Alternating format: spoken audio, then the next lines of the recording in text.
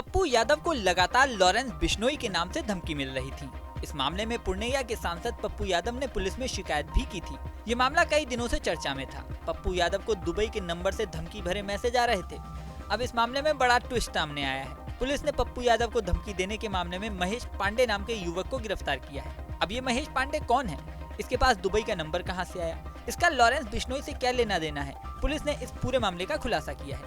सुनिए पुलिस ने क्या कहा।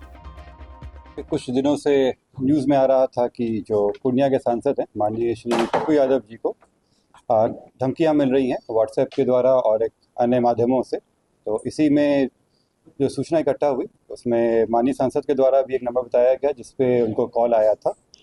ये नंबर दुबई का था, यूएई का रजिस्टर्ड नंबर था, जिसमें जो 971 का कंट्री कोड है 5013387776। इस नंबर से उनको सबसे पहले धमकी आया था और अन्य भी कई नंबरों से उनको लगातार धमकी मिल रही थी। इस संबंध में जानकारी प्राप्त होते ही एक कांड दर्ज किया गया है, इसमें अनुसंधान शुरू किया गया था और आज श्री पप्पू यादव जी का आज आवेदन भी प्राप्त हुआ इसको लेकर। इसमें अनुसंधान चल रहा था। इसमें जानकारी पता चली कि इस मोबाइल में जो इस्तेमाल सिम था उसके थ्रू उनसे धमकी दी गई थी। जो सिम और मोबाइल रिकवर कर लिया गया है। जो व्यक्ति थे ये दिल्ली के रहने वाले महेश पांडे, पिता कृष्ण कुमार पांडे, सेक्टर 4 नई दिल्ली के रहने वाले हैं। ये पूर्व में भी दिल्ली में कई जगह काम कर चुके हैं और कई माननीय लोगों से भी इनके साथ संबंध रहे हैं। इनके कईयों के लिए काम भी किए हैं। साथ ही एम्स और सेना के कैंटीन में भी ये काम कर चुके हैं, जो इनकी तरह बताया गया है। प्रारंभिक जांच में अभी यही आया है और इस व्यक्ति को गिरफ्तार कर लिया गया है। अभी हम लोग रिपोर्ट प्रस्तुत करेंगे, बाकी रिमांड पे लेने के बाद अन्य पूछताछ की जाएगी।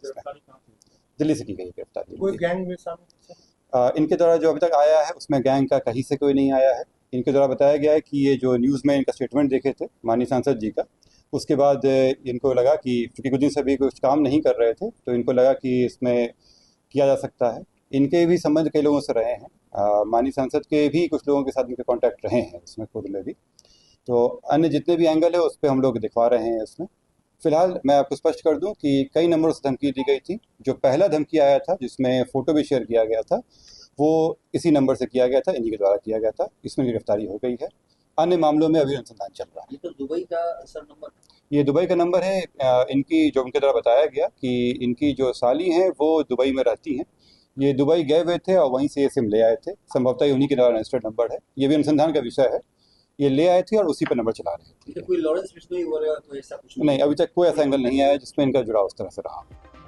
बता दें कि ये पूरा विवाद तब शुरू हुआ जब 12 अक्टूबर को मुंबई में राजनेता और व्यापारी बाबा सिद्दीकी की हत्या कर दी गई। बाबा सिद्दीकी की हत्या में लॉरेंस बिश्नोई गैंग का नाम सामने आया था। इसके बाद पप्पू यादव ने सोशल मीडिया पर लिखा था कि लॉरेंस बिश्नोई के गैंग को मिनटों में खत्म कर सकता हूँ। इसके बाद दावा किया गया कि लॉरेंस बिश्नोई के नाम से पप्पू यादव को धमकियां मिल रही हैं। अब इस केस में आगे क्या खुलासे होते हैं, महेश पांडे के साथ और कौन कौन शामिल था, इन बातों के खुलासे पर जनता की नजरें लगी हुई हैं। इस वीडियो में फिलहाल इतना ही।